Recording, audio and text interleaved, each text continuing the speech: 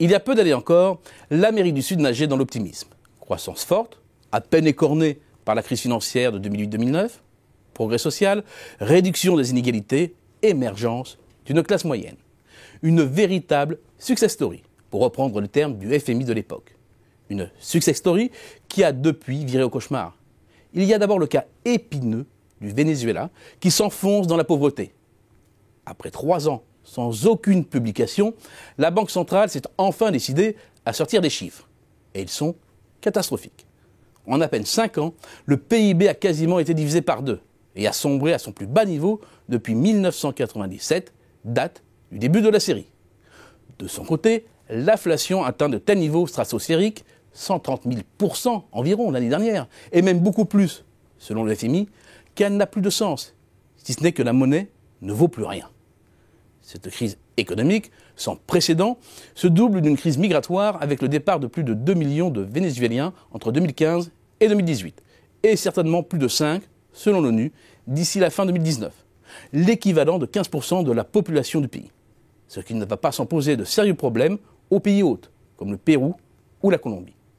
La crise vénézuélienne, se passant sur fond de régime autoritaire chaviste et de sanctions américaines, elle reste un cas à part. Mais elle est aussi emblématique de la région, symptomatique de son ultra-dépendance à l'évolution du cours des matières premières. Car c'est bien l'effondrement de la demande mondiale de pétrole et celui des cours qui ont précipité l'économie vénézuélienne dans l'abîme. Il suffit de superposer l'évolution du PIB de la région et de la variation des cours des matières premières pour mesurer leur forte imbrication. La part des exportations de produits primaires, pétrole, produits miniers et agricoles, dans le total des exportations des 5 plus grandes économies de la région en donne une autre illustration. Elle s'élève à 85% pour le Chili, dont la moitié uniquement pour le seul cuivre, 73% pour la Colombie, et reste supérieure à 60% pour le Brésil. Des chiffres à comparer aux 19% français. En cas de retournement des marchés, tout bascule.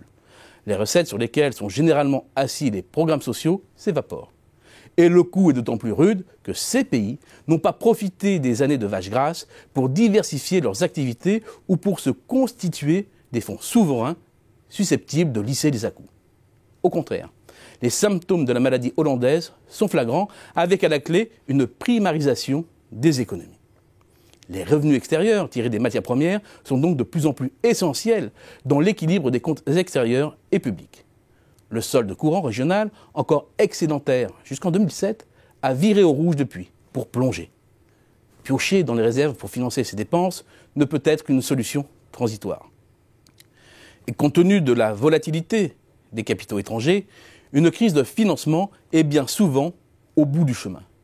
Il suffit d'une étincelle pour que la défiance s'installe.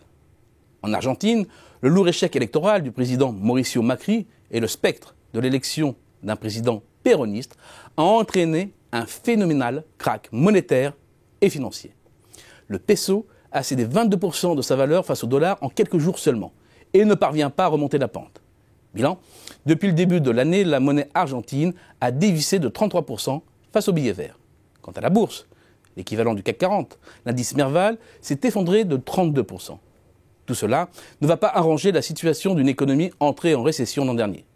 Le remboursement de la dette et de ses intérêts dépendra beaucoup des négociations du futur gouvernement et de l'attitude du FMI. Ce qui est sûr, c'est que 2020 va être une année très difficile économiquement et socialement. L'adoption par les députés le 13 septembre dernier à l'unanimité d'une proposition de loi d'urgence alimentaire en dit long sur la déliquescence de l'économie argentine. Le Brésil, première économie de la région avec plus de 50% du PIB de l'Amérique du Sud, est proche aussi de la rupture financière et sociale. Confrontée à une conjoncture délicate depuis plusieurs années, l'économie brésilienne ne parvient pas à réellement se relancer après 2 années de forte récession en 2015 et 2016. La remontée est partielle et s'effectue sur un champ de ruines avec une classe moyenne dévastée. Brésil, plus Argentine, plus Venezuela. C'est 70% du PIB régional. Autant dire que s'il chute, les autres aussi, faisant de l'Amérique du Sud une véritable poudrière.